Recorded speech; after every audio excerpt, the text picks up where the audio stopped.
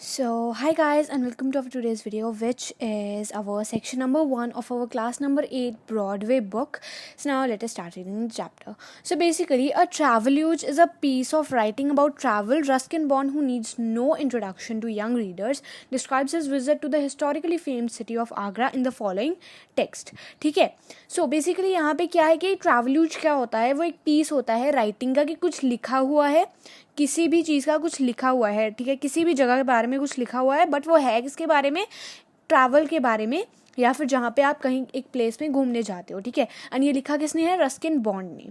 And वो अपनी मतलब इस चैप्टर में वो डिस्क्राइब करता है अपनी विजिट के बारे में, कहाँ पे, आगरा में, ताजमहल, ठीक है. Footloose in Agra is an excerpt from a general that Bond maintained in the mid-1960s when he traveled extensively across North India. Read it and savor his experience of this city and marvelous Taj Mahal, which is its star attraction. So now let us start reading it. So basically, the cycle rickshaw is the best way of getting about Agra. कि जो rickshaw है वो मतलब सबसे ज़्यादा अच्छा you can से कि व्हीकल है, और यू कैन से मीडियम है ट्रांसपोर्ट का, if you want to go Agra और उसमें आप घूमना चाहते हो तो. Its smooth gliding motion and leisurely rate of progress are in keeping with the pace of life in this old world city. The rickshaw boy juggles his way through the crowded bazaars. Crowded bazaars मतलब जो भी crowded markets वगैरह होती हैं. Exchanging insults with tonga drivers, pedestrians and other cyclists. अभी देखो वहाँ पे आगरा कितना बड़ा शहर है, तो वहाँ पे ट्रैफिक भी होगा, ठीक है. तो वो जाते जाते क्या कर, एक्सचेंजिंग इंसल्ट मतलब उसका मतलब कोई नोक झोंक भी हो जाती है, थोड़ा सा झगड़ा भी हो जाता है साइकिलिस्ट के साथ, टोंगा ड्राइवर्स के साथ, जैसे बोलते हैं ना कि नहीं तुम साइड हो, हमें गाड़ी ले जानी अपनी, तो ऐसे करके insult, they exchange insults. The next one is, but once on the broad mall और Taj road his curses change to carefree song and he free wheels along the tree-lined avenues. Old colonial-style bungalows still stand in large compounds shaded by peepal, banyan and jamun trees. But once he reached the Taj Road क्या होता है, जो ताजमहल की तरफ जो road जाएगी उसको हम लोग ताज रोड बोलेंगे. एंड वो बहुत ही ज़्यादा खुली थी, इसीलिए वहाँ पे आके जो आपका रिक्शा ड्राइवर था वो मतलब बहुत ही ज़्यादा फ्री मूवमेंट करने लग गया था, मतलब वहाँ पे कुछ ज़्यादा ट्रैफिक नहीं था. Next one is, looking up I notice a number of bright paper kites that flutter dip and soar in the cloudless sky. कि जब मैं ऊपर देखता हूँ तो मुझे बहुत सारे पेपर काइट्स मतलब पतंग दिखते हैं, ठीक है, आसमान में वो झूल रहे हैं. इन द क्लाउडलेस स्काई मतलब स्काई में कोई भी क्लाउड नहीं है, कोई भी बादल नहीं है. I can not recall seeing so many kites before. मतलब इतने ज़्यादा काइट्स मैंने कभी भी नहीं देखे थे. Is it a festival today, I ask. कि यहाँ पे कोई फेस्टिवल चल रहा है क्या, ये रस्किन बॉन्ड पूछता है साइकिल ड्राइवर को, रिक्शा ड्राइवर को. The next one is, no sahib says the rickshaw boy, not even a holiday. कि हॉलीडे भी नहीं है, आप फेस्टिवल का तो छोड़ो. Then why so many kites, तो फिर इतने सारे काइट्स क्यों उड़ रहे हैं. Then he says he does not even bother to look up, you can see kites every day sahib. कि फिर वो बोलता है कि तुम मतलब रोज़ ही आप काइट्स देख सकते हो आसमान में, मतलब रोज़ ही इतने सारे काइट्स होते हैं. I don't see them in Delhi. फिर रस्किन बॉन्ड क्या पूछता है कि मैं इन्हें दिल्ली में इतने सारे काइट्स नहीं देख पाता हूँ. Okay. Next one is but Delhi is a busy place. कि दिल्ली बहुत ही ज़्यादा मतलब क्राउडेड प्लेस है. In Agra people still fly kites. कि दिल्ली मतलब बहुत ही ज़्यादा बिजी प्लेस है, मतलब वहाँ पे लोगों को काफ़ी सारा काम रहता है. ऐसा नहीं है कि आगरा में काम नहीं है, बट फिर भी जो आगरा है ना वहाँ पे बहुत सारे काइट उड़ाए जाते हैं. There are kite flying competitions every Sunday and heavy bets are sometimes placed on the outcome. के यहाँ पे काइट फ्लाइंग कॉम्पिटिशन्स होते हैं हर संडे को, एंड कई बार तो वहाँ पे बेट्स भी लगाई जाती है. बेट्स मतलब शर्तें वगैरह भी लगाई जाती हैं. As we near the city, I notice kites stuck in trees or dangling from electric wires, but there are always others soaring up to take their place. कि जब भी मैं मतलब आगरा की तरफ जा रहा हूँ, ठीक है, जैसे जैसे मैं सिटी के अंदर और जा रहा हूँ तो मुझे बहुत सारे काइट्स दिख रहे हैं, बहुत सारे काइट्स मुझे ट्रीज से लटके हुए दिख रहे हैं, बहुत सारे काइट्स मुझे वायर से अटके हुए दिख रहे हैं, ठीक है. बट मतलब बहुत सारे काइट्स आसमान में भी हैं, ठीक है. I asked the rickshaw boy to tell me something about the kite flyers and kite makers, but the subject bores him. कि मतलब फिर रस्किन बॉन्ड क्या पूछता है रिक्शा वाले बॉय को कि tell me something about kite flyers, के जो काइट को उड़ाते हैं, और काइट मेकर्स, जो काइट्स को बनाते हैं. बट मतलब रिक्शा ड्राइवर बहुत ही ज़्यादा बोर हो गया था उस सब्जेक्ट से, मतलब उस टॉपिक से, क्योंकि ये उसके लिए रोज़ की चीज़ है. ठीक है. You had better see the Taj Mahal today sahib, कि आपको ताजमहल देखना चाहिए आज. All right, take me to it, I can lunch afterwards. कि फिर वो क्या बोलता है रिक्शा बॉय को कि मुझे ताजमहल ले चलो, मैं लंच बाद में कर लूँगा. It is difficult to view Taj Mahal at noon. Noon का मतलब क्या है? नून के क्या होता है? मतलब 12 बजे. और यू कैन से कि दोपहर का समय. The sun strikes the white marble. अभी दोपहर के समय कितनी सनशाइन होती है ना, तो वो क्या होता है, जो आपका सन है वो वाइट मार्बल को स्ट्राइक करता है, वो वाइट मार्बल से रिफ्लेक्ट भी हो जाता है. And there is a great dazzle of reflected light. I stand there with averted eyes. Averted eyes का क्या मतलब है? Turned one's eyes away to avoid something one didn't want to see. Avert eyes के मतलब ऐसे करके, मतलब you can say कि अपनी eyes को मतलब दूसरी तरफ कर लेता है, because अभी जो sun strike कर रही है ना मार्बल से, तो उसको avoid करने के लिए वो अपनी eyes avert कर लेता है.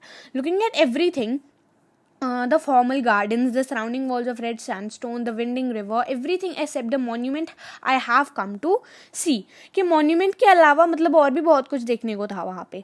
It is there of course, very solid and real, perfectly preserved with every jade, jasper और lapis lazuli. अभी ये क्या है? 3 पत्थरों के नाम है. ठीक है. jade, jasper और lapis lazuli, ये सारे पत्थरों के नाम है. Playing its part in the overall design, and after a while I can shade my eyes and take in a vision of shimmering white marble. के जब भी नून से मतलब थोड़ा सा टाइम बीत चुका था, तभी अभी मैं ताजमहल को क्लियरली देख सकता था. The light rises in waves from the shivering paving stones and the squares of black and white marble create an effect of running water. कि मतलब बहुत ही ज़्यादा अच्छे इफेक्ट बना रहे थे जो ब्लैक एंड वाइट मार्बल है मिलके. The next one is inside the chamber it is cool and dark but rather musty.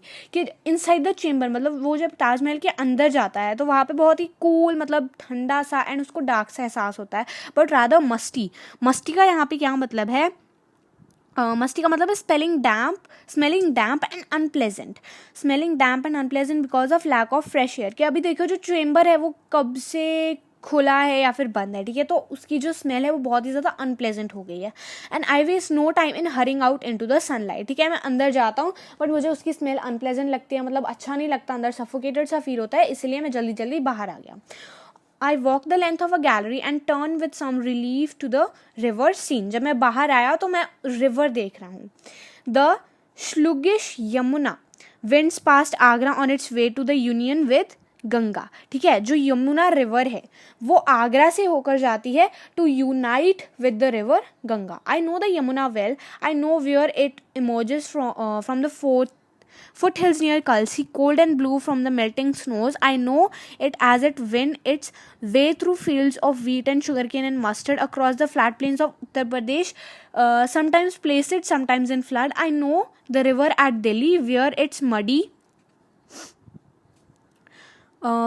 muddy banks are a patchwork of clothes spread out by hundreds of washermen who serve the city. And I know it in Mathura, where it is alive with huge turtles. Mathura, sacred city whose beginnings are lost in antiquity. So basically यहाँ पे क्या बताया गया है पूरा कि कहाँ कहाँ से ये होकर जाती है, एंड वहाँ पे क्या क्या इसका मतलब योगदान है, और यू कैन से कि क्या क्या वहाँ पे वो पार्ट अपना देती है. And then the river winds its way to Agra to this spot by the Taj, where parrots flash in the sunshine, kingfishers swoop low over the water, and a peacock struts across the lawn surrounding the monument. I follow the peacock into a shady grove. Shady grove का क्या मतलब है? A small group of trees. कि वहाँ पे मुझे एक peacock दिखा तो मैं उसके पीछे गया. It is quite tame and does not fly away. Quite tame and does not fly away मतलब वो उड़ नहीं सकता peacock obviously. It leads me to a small boy who is sitting in the shade of a tree.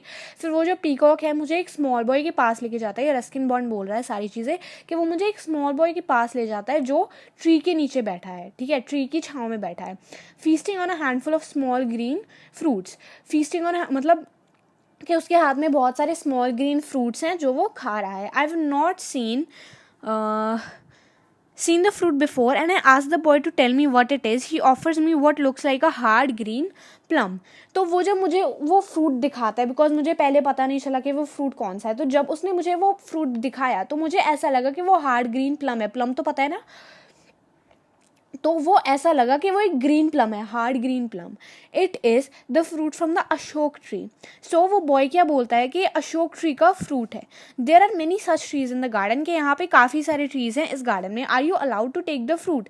तो फिर वो पूछता है रस्किन बॉन्ड उस बॉय से कि क्या तुम मतलब फूड खाने की तुम्हें परमिशन है ताजमहल के. I am allowed, he says grinning. My father is the head gardener. Head gardener मतलब वो यहाँ के माली हैं, और यू कैन से के वो यहाँ के हेड गार्डनर हैं. I bite into the fruit. It is hard and sour but not unpleasant. Do you live here, I ask. कि जब मैं उसको मतलब फ्रूट पे बाइट करता हूँ तो वो बहुत ही ज़्यादा हार्ड एंड सॉर होता है, बट वो अनप्लेजेंट नहीं होता है. अनप्लेजेंट का क्या मतलब कि वो मतलब उसका टेस्ट बुरा नहीं बोल सकते आप उसको. Do you live here, I ask. तो मैं उससे पूछा कि क्या तुम यहाँ रहते हो. Over the wall he says but I come here every day to help my father and to eat the fruit. तो फिर वो क्या बोलता है कि मैं यहाँ रोज़ आता हूँ to help my father and to eat the fruit. So you see the Taj Mahal every day. तो वो फिर क्या पूछता है उस बॉय से कि क्या तुम ताजमहल को रोज़ देखते हो. I have seen it every day for as long as I can remember. तो वो क्या बोलता है, बॉय क्या बोलता है कि जहाँ तक मुझे याद है मैं ताजमहल को लगभग रोज़ ही देखता हूँ. And I am seeing it for the first time. You are very lucky. तो फिर रस्किन बॉन्ड क्या बोलता है कि मैं इसे फर्स्ट टाइम देख रहा हूँ, तुम तो यार बहुत लकी हो. Don't you like looking at it then. कि फिर वो बोलता है कि तुम्हें मतलब if you see it once or 100 time it is the same, it doesn't change. तो फिर वो क्या बोलता है, बॉय क्या बोलता है कि तुम अगर इस पर एक बार देखो या फिर 1000 बार देखो, मतलब ये बहुत ही ज़्यादा सुंदर लगता है, कभी चेंज नहीं होता. Don't you like looking at it then. I like looking at the people who come here. They are always different. In the evening there will be many people. कि मुझे यहाँ पे बहुत सारे पीपल पसंद है जो यहाँ पे आते हैं, अलग अलग कंट्रीज से आते हैं, अलग अलग रिलीजन्स के होते हैं, तो मुझे लोग देखने पसंद है. You must have seen people from almost every country in the world. तो फिर क्या पूछता है कि तुमने मतलब ऑलमोस्ट एवरी कंट्री, क्योंकि ताजमहल कितने सारे लोग आते हैं देखने. So you must have seen every country in the world. That is so, they all come here to look at the Taj. The kings and queens and presidents, prime ministers and film stars and poor people too, and I look at them in the way it isn't boring. Well, you have Taj to thank for that.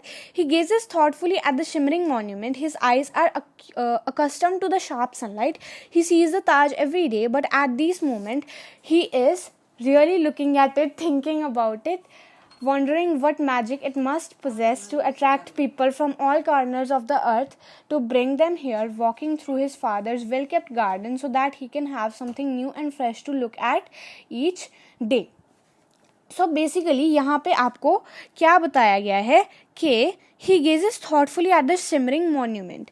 कि ठीक है, वो क्या दिखता है कि वो मतलब ताजमहल की और मतलब बहुत ही ज़्यादा एक्साइटेड नज़रों से देखता है. His eyes are accustomed to the sharp sunlight. Accustomed मतलब वो उसकी आंखें शार्प सनलाइट को भी सहन कर रही हैं एंड उसको देख रही हैं. ही साज the Taj every day, but at this moment he is really looking at it. He is really looking at it, thinking about it, wondering what magic it might possess to attract people from all the corners of the earth. और वो देख रहा है कि इसमें ऐसा क्या magic है कि ये पूरे दुनिया के लोगों को अट्रैक्ट करता है. ठीक है, to bring them here walking through his father's well-kept garden so that he can have something new and fresh to look at each day. So, a cloud, a very small cloud, passes across the face of the sun, and in the softened light, I too am able to look at the Taj without screwing up my eyes. ठीक है, कि तभी क्या होता है, a cloud, a very small cloud, के एक छोटा सा बादल सूरज के सामने आ जाता है जिससे मैं भी ताजमहल को अच्छी तरह से देख पा रहा हूँ. As the boy said, it does not change. Therein lies its beauty, for the effect on the traveller is the same today as it was 300 years ago when Bernier wrote, nothing offend the eye, no part can be found that is not skillfully wrought, or that it has no peculiar beauty.